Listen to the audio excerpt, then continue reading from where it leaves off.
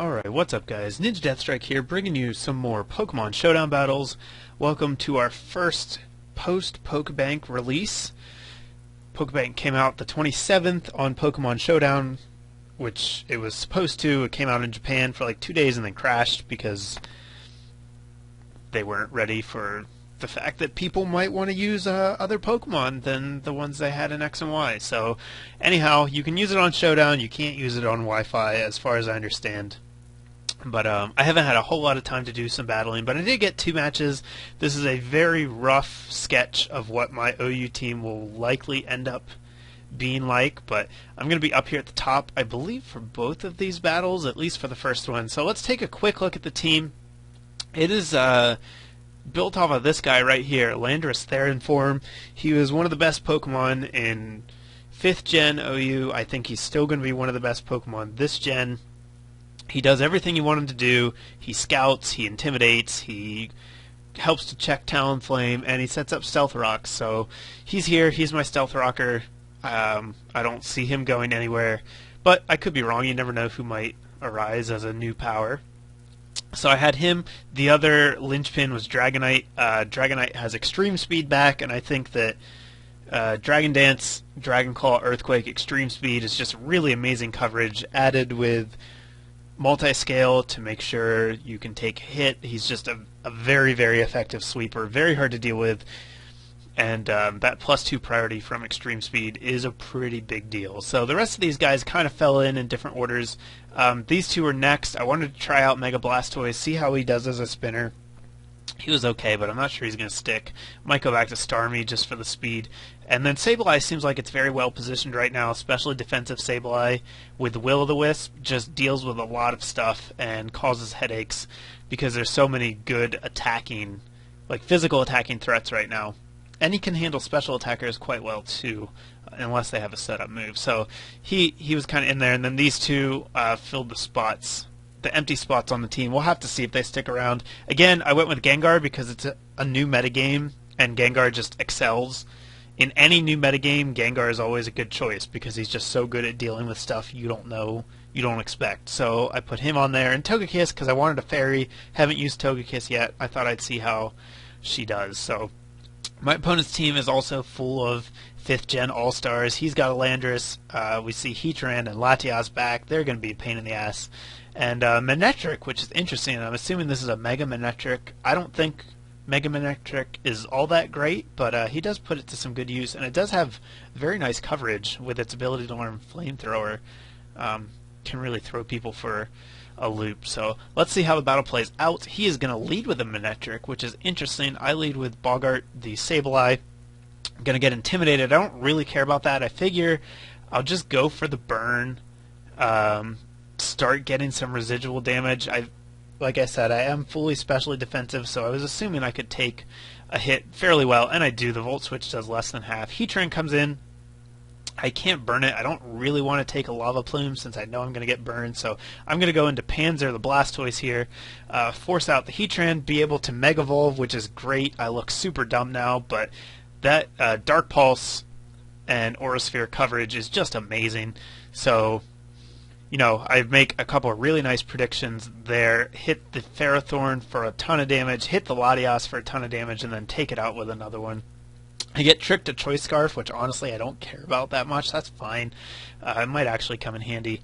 So I'm going to get Manectric with a Water Attack again, making another prediction here, and then I'm going to have to switch out, go into Boggart because I know he'll survive. I expect the Volt Switch completely. Heatran comes back in, and at this point I decide I'm just going to have to stay in and try to fight it. I know that I'm going to get burned eventually, but I can at least make this thing miserable for being in. So there's the burn. I think that was the 2nd or 3rd Lava Plume, which is about right. And now that it's taunted, I can go into Panzer. I know it's going to have to go for an attack. Unfortunately, he does get another burn here, and that's going to limit the amount of turns that I have in, but fortunately I do have that Choice Scarf, so I'm faster than almost everything on his team, except for Greninja and Manectric. Get the Landorus here, as he's going to predict me to over-predict, and instead I just go for the obvious move. Get the Landorus on the switch-in, Water Pulse does almost half to the Greninja, and then after the Life Orb damage, I'm actually going to be able to force a double down, which is great. Mega Blastoise really did some work there, thanks in part to some pretty nice predictions, but just the type of coverage that he has available is really nice. So during the double down, I'm going to use the opportunity to go into Puff, which was actually a mistake. He still has 2 Intimidators on his team, so I should have realized that I wasn't going to get to do a whole lot. I set up a Dragon Dance, and then I have to switch right out because I'm stupid and I made a bad choice. But oh well, I'm feeling pretty good. I still have lots of guys in the reserves. Gengar and Togekiss have not even had to come in yet, so that's a pretty nice advantage. Gonna take my last turn with Sableye here to get the taunt onto Heatran, and then I'm gonna disable it because I know that it has to attack. It looks like it's kind of a more stally one, so that could very likely be the only attack it has. The other might even be the ground move. I forget what it's called, Earth Power, so that would force him out anyhow. And that's going to be what happens. Landorus comes in as I set up a sub, and that's the game. So pretty successful showing for the team right out of the box. Hopefully we'll be able to repeat that success in the next battle. So yeah, I am up here at the top again. I have switched out Blastoise for Starmie just because I wanted a little more speed on the team. I'm not sure which one is better. Like, Blastoise certainly did a great job in that last battle, but Starmie just seems a little more my style just because of his speed, and the natural cure is nice. So we'll have to see who ends up staying, but I'm trying Starmie for now.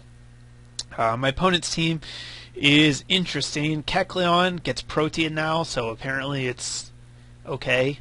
And you know the rest of these guys. This is obviously Mega Lucario, which is pretty scary. Probably the best Mega we have left who hasn't been banned. So we'll have to see if he stays that way. Seems like if any of the Megas are actually good, they make sure to ban them pretty quickly. So, okay, I'm wrong. There's Mega Gyarados. That's fine. I don't really care about Mega Gyarados. I figure that he's going to either taunt or try and set up. Setting up on turn 1 is a very bad idea, by the way, guys. Don't do it. So I burn him right away, and he's going to try and keep setting up, which is fine with me. I go into Beefcake. The Togekiss, thanks to the burn, even the Ice Fang is going to do less than half, and yeah, I'm just going to get a roost off here and let him die to his burn. So there goes Mega Gyarados. Thanks for trying. Galvantula comes in. That's kind of annoying, but this team really doesn't give two shits about Sticky Web. The only 2 affected are Sableye, who has Prankster, and Starmie. So, whatever. If he wants to take a turn to set up Sticky Web, that's fine with me. I think that's why Sticky Web actually isn't that good in OU. I'm sure it's going to be great in lower tiers, but there just aren't that many things that really care about it in OU. So, whatever. He actually goes for the attack there, and that's fine. Salamence is going to come in. It's going to use Iron Defense. Okay. I didn't even know Salamence could learn. I guess he gets it as Shelgon, but what does he want? What? This must be like a Toxic stall set, because he shows me Roost, but I don't know. That was weird. That was really weird.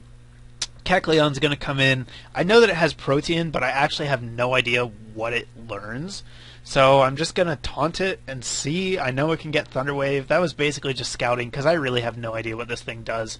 So I'm going to go into Royal, the Landorus, U-turn out, and just scout. I don't know what to do against this thing. I know it gets Shadow Sneak, and that's where my knowledge of it ends. So it's also incredibly defensive, apparently, because I can't damage it. I am going to reduce its attack down to half, predicting the Sucker Punch here. I get another free Intimidate, and I finally kill it with a U-turn, but that was annoying. It hurt Starmie pretty bad. It hurt Bogart pretty bad, so yeah, a little annoying. I taunt Galvantula here, which is questionable. Probably didn't need to do that. Like I said, I don't actually care about Sticky Web. I would have been better off just burning it, I guess. It doesn't really matter. Bogart was pretty much death fodder there, but it is going to allow me to switch into Puff, get a free Dragon Dance, and that's going to be a problem for him because Dragonite is incredibly threatening still. So Trevorant tries to stall for a little bit. He does get a little bit of Leech Seed damage, but whatever. Extreme Speed, don't care how fast you are, you're dead. Lucario, I don't actually care if you have Extreme Speed because you're not boosted, so I'm just going to Earthquake you, And then we have a Burn Salamence who's going to get destroyed by Dragon Claw. So that's going to be the game. Dragonite's still really, really good, guys. So be aware. And I like the basis of this team. We'll have to see how it progresses in the coming weeks, but a solid opening show in there. So give me a thumbs up if you guys liked the video. Check out the links in the description. Leave me a comment. Let me know what you think of the team, and let me know what you guys are enjoying now that Pokebank is out, at least on Showdown. Tell me who you're using on your team that you couldn't before. So that's going to be it. I'll have more coming your way shortly. Thanks for watching, guys.